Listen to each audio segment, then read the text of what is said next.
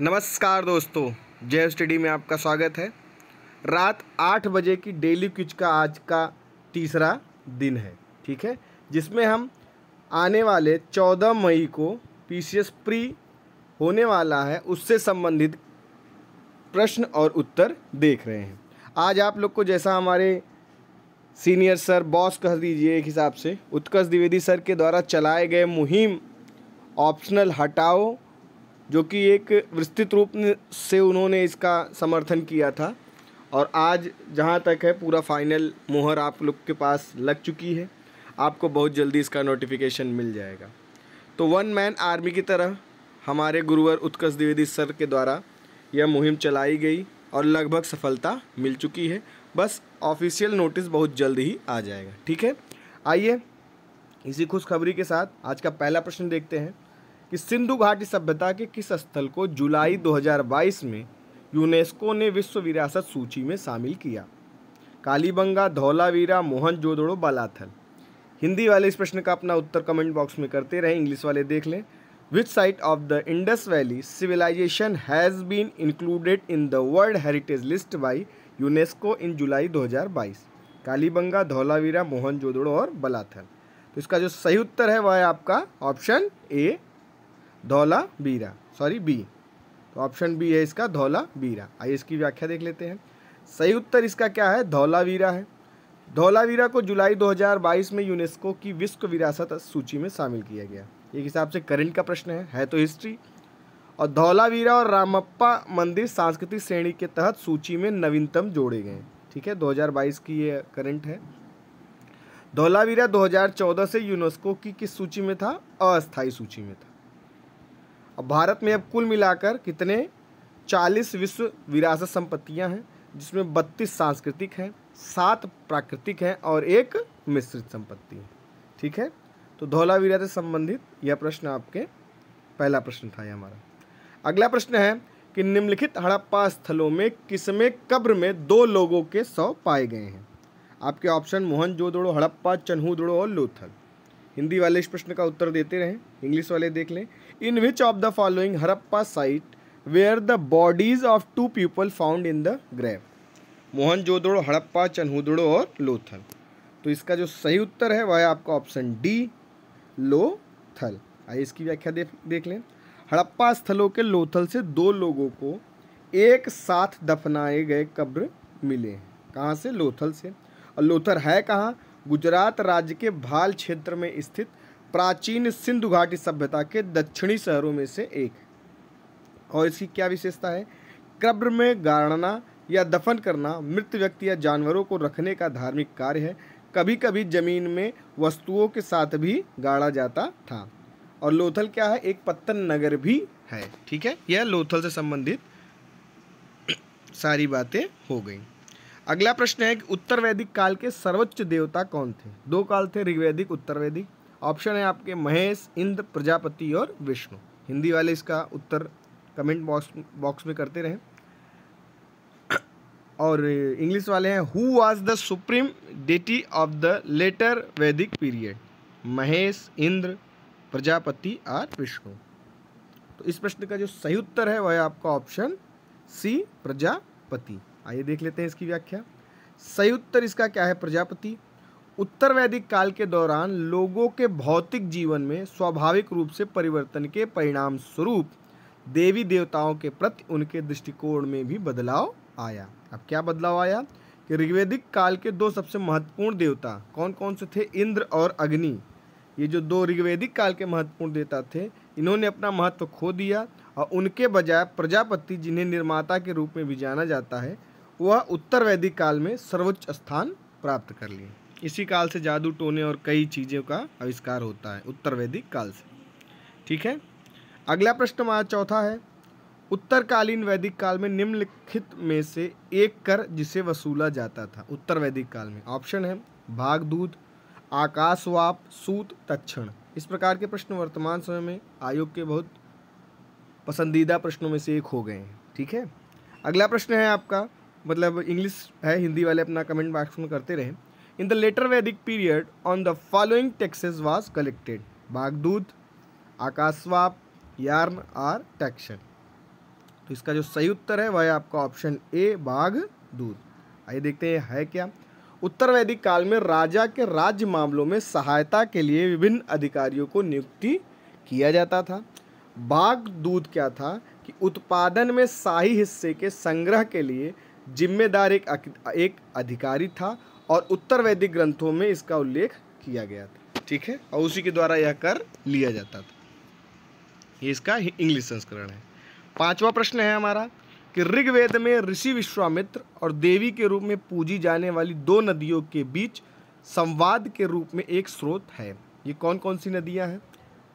गंगा और यमुना, अलकनंदा भागीरथी, रावी और चिनाब, व्यास और सतलज। हिंदी वाले इसका उत्तर कमेंट बॉक्स में करें। English, the Rigveda has a source in the form of a dialogue between the sage Vishwamitra and 2 rivers worshipped as goddesses. Which rivers are these? Ganga, Yamuna, Alaknanda and Bhagirathi, Ravi and Chenab, Ravi and Chenab and Beas and Sutlej. उसका जो सही उत्तर है वह है आपका option D, Beas और सतलज। आइए देख लेते हैं, सही उत्तर ब्यास और सतलज है। ऋग्वेद में ऋषि विश्वामित्र के बीच संवाद के रूप में एक स्रोत और 2 नदियों कौन कौन से, व्यास और सतलज को देवी के रूप में पूजा जाता था। ऋग्वेद के कुछ स्रोत संवाद के रूप में हैं। यह एक ऐसे स्रोत का हिस्सा है, विश्वामित्र नामक एक ऋषि और 2 नदियों किसका, व्यास और सतलज के बीच एक संवाद जिन्हें देवी के रूप में पूजा जाता था। ये रिपीटेड चीज़ें हो गई, एक वही चीज़ है कि कौन सा, व्यास और सतलज। आइए इसका अगला प्रश्न देखते हैं। 6ठा प्रश्न हमारा, भारत के चारों कोनों में 4 मठों की स्थापना किसने की थी? आपका ऑप्शन है रामानुजाचार्य, माधवाचार्य, शंकराचार्य या भास्कराचार्य। हिंदी वाले इसका प्रश्न उत्तर देते रहें, इंग्लिश वाले देख लें। Who had stabilised 4 monasteries in the 4 corners of India? Ramanujacharya, Madhvacharya, Shankaracharya या भास्कराचार्य। तो इस प्रश्न का जो सही उत्तर है वह है आपका ऑप्शन सी, शंकराचार्य जी। ठीक है, ये अब इनके बारे में देख लें। वह माया सिद्धांत यानी अद्वैतवाद के तारक ब्रह्म से जुड़े हुए थे। यानी ये किस वाद के संप्रदायक मानने वाले थे? अद्वैतवाद। और रामानुजाचार्य क्या थे? शुद्धाद्वैतवाद। ठीक है, माधवाचार्य क्या थे? द्वैतावाद। और निम्बारकाचार्य क्या थे? द्वैताद्वैतवाद। इन सबको कभी क्रम में पूछा जाता है, पिछले ही प्रश्न पीसीएस पेपर में यह मिलाने के लिए आया था। जब हमने अपना लेक्चर लिया था उसमें विस्तृत रूप से इसके बारे में बताया गया था। और इन्होंने क्या किया, गीता पर भाष्य नामक पुस्तक भी लिखी। किसने? शंकराचार्य जी ने। आदि शंकराचार्य जी ने अद्वैत वेदांत के दर्शन का प्रचारित करना और सनातन धर्म की उपधारणा को प्रचारित करने के लिए 4 कोण, उत्तर में क्या था? ज्योतिर्मठ, दक्षिण में क्या था? श्रृंगेरी, पूर्व में यानी पूरी उड़ीसा में, पश्चिमी द्वारका यानी गुजरात में। ठीक है, उत्तरी ज्योतिर्मठ क्या है? उत्तराखंड में। ठीक है, मैसूर में यानी श्रृंगेरी, ये कांची, ये चारों प्रमुख मठों का स्थल था। और 33 वर्ष की आयु में केदारनाथ तीर्थ में उनकी मृत्यु हो गई, यानी वो समाधि ले ली। कहाँ पर? उत्तराखंड में। और जन्म कहाँ? दक्षिण के थे, और मृत्यु कहाँ हुई इनकी? उत्तर में। आइए अगला प्रश्न देखते हैं। 7वां, उत्तर वैदिक काल में निम्नलिखित में से कौन शामिल है? ठीक है, सामवेद, यजुर्वेद, ऋग्वेद, अथर्ववेद, यजुर्वेद, ऋग्वेद, यजुर्वेद, ऋग्वेद, सामवेद या सामवेद, अथर्ववेद, यजुर्वेद। हिंदी वाले इस प्रश्न का उत्तर दें, इंग्लिश वाले देखते हैं। Which of the following are included in the later Vedic period? आपके ऑप्शन है A, B, C and D. आप देख पा रहे हैं। अब इसका जो सही उत्तर है वह है आपका ऑप्शन डी, सामवेद, अथर्ववेद और यजुर्वेद। ऋग्वेद में केवल एक वेद ऋग्वेद का, ऋग्वैदिक काल में ऋग्वेद के बारे में पढ़ा गया। उसके बाद उत्तर वैदिक काल में इन तीनों वेदों के बारे में जाना गया है। आइए इसकी व्याख्या देख लेते हैं। उत्तर वैदिक काल को ब्राह्मण युग भी कहा जाता है, क्योंकि इसमें ब्राह्मण वर्ग यानी पुरोहित वर्ग धर्म का प्रभुत्व था। क्योंकि इस काल में हमने ऊपर देखा एक प्रश्न में था कि पुरोहित यानी प्रजापति भी सर्वोच्च देवता हो गया था। और उत्तर वैदिक काल के प्राथमिक साहित्य कौन से थे? सामवेद संगीत का, यजुर्वेद और अथर्ववेद जादू टोने वगैरह। हाँ, वेद त्रयी एक देखेंगे आप जिसमें अथर्ववेद नहीं है। आइए अगला प्रश्न देखते हैं। मगध ने किन 2 धर्मों के विकास में महत्वपूर्ण भूमिका निभाई?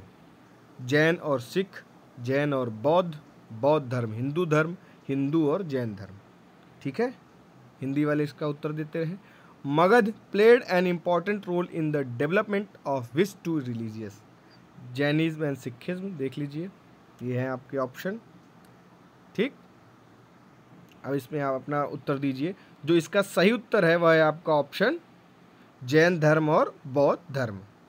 ठीक है, तो ऑप्शन मगध ने जैन धर्म और बौद्ध धर्म के विकास में महत्वपूर्ण भूमिका निभाई। बौद्ध धर्म और जैन धर्म शुरुआती मगध राजाओं द्वारा प्रचारित धर्म था, जैसे बिंबिसार, अजातशत्रु और नंदवंश। ऐसे डायरेक्ट पूछा भी जाता है कि किस शासक ने इन दोनों धर्मों को परिरक्षित किया, तो वो कौन था? बिंबिसार, अजातशत्रु और नंदवंश। मगध के प्राचीन साम्राज्य का जैन और बौद्ध ग्रंथों में भारी उल्लेख है। अगला प्रश्न, 9वां प्रश्न हमारा क्या है? 16 महाजनपदों का उल्लेख करने वाला जैन ग्रंथ कौन सा है? भगवती सूत्र, काथाकोश प्रकरण, काथाकोश, परिषद पर्वण। हिंदी वाले इसका उत्तर दें। इंग्लिश वाले देख लें, the Jain text that mention 16 Mahajanapada is Bhagavati Sutra, story book case, story book council. ठीक है, तो इसका जो सही उत्तर है वह है आपका भगवती सूत्र। आइए देख लीजिए, इसकी व्याख्या देख लेते हैं कि 6ठी शताब्दी में ईसा पूर्व में कई जनपदों का उदय हुआ, जिनमें से बड़े को महाजनपद कहा जाता था। अब आगंतुक निकाय ये बौद्ध साहित्य था और भगवती सूत्र क्या था? जैन साहित्य था। महावस्तु जैसे बौद्ध साहित्य और भगवती सूत्र जैसे जैन साहित्यों में नामों में मामूली बदलाव के साथ 16 महाजनपदों की एक सूची प्रस्तुत की गई थी। तो ये बहुत महत्वपूर्ण फैक्ट है, दोनों को याद रखिएगा। इन सब में 16 महाजनपदों के बारे में बताया गया है। तो बौद्ध ग्रंथ कौन कौन से हैं? आगंतुक निकाय और महावस्तु। ठीक है, अगला और इस सेशन का लास्ट प्रश्न है हमारा कि निम्नलिखित में से कौन सा वेद वेद त्रयी का हिस्सा नहीं है? ऊपर हमने इस पर चर्चा कर ही दी। ऑप्शन है ऋग्वेद, यजुर्वेद, सामवेद, अथर्ववेद। इंग्लिश वाले इसका देख लें, which of the following Vedas is not a part of Veda Trayi? Rigveda, Yajurveda, Samaveda, Atharvaveda. तो इसका जो सही उत्तर है वह है आपका ऑप्शन डी, अथर्ववेद। आइए इसकी व्याख्या देख लेते हैं। यहाँ कुल 4 वेद हैं, ऋग्वेद, सामवेद, यजुर्वेद और अथर्ववेद। अथर्ववेद चारों वेदों में क्या है? सबसे छोटा है और वेद त्रयी को पेश किए जाने पर मौजूद नहीं था, इसलिए अथर्ववेद वेद त्रयी का हिस्सा नहीं है। और अथर्ववेद क्या है? इसे जादू और आकर्षण की पुस्तक के रूप में भी जाना जाता है। ये आपका इंग्लिश संस्करण हो गया, देख लीजिए। ठीक है, इस तरीके से आज का सेशन यही समाप्त होता है। आप लोग इन प्रश्नों को करिए, अपने आप को आंकिए। अगर ये आपको लाभदायक लग रहा है तो अपने इष्ट मित्र दोस्तों को भेजिए इसको, वो भी इसे देखें। हमारे चैनल को सब्सक्राइब करें अधिक से अधिक। ठीक है, और हम हर बार आपको पिछली बार भी बताया था, इस बार भी बता रहे हैं कि हमारे संस्थान की तरफ से 799 रुपये UPPCS प्री के लिए 799 रुपये का बैच चालू है, जिसमें आपको लगभग 20 टेस्ट सीरीज कराई जाएगी, जिसमें सेक्शनल वाइज जैसे वर्ल्ड ज्योग्राफी, इंडियन ज्योग्राफी और हिस्ट्री के बारे में सेक्शन वाइज पहले कुछ टेस्ट कराए जाएंगे, फिर निश्चित रूप से कुछ टेस्ट करा के आपको और उसका विस्तृत एक्सप्लेनेशन दिया जाएगा, जैसा कल हमने एक लेक्चर में दिखाया था। आपसे उससे संबंधित कोई भी जानकारी चाहिए तो आप व्हाट्सअप कर सकते हैं 7905901018 पर। ठीक है, तो आप अपनी तैयारी करते रहें और अपने एग्ज़ाम में अपने आप को मजबूत बनाएं। बहुत बहुत धन्यवाद।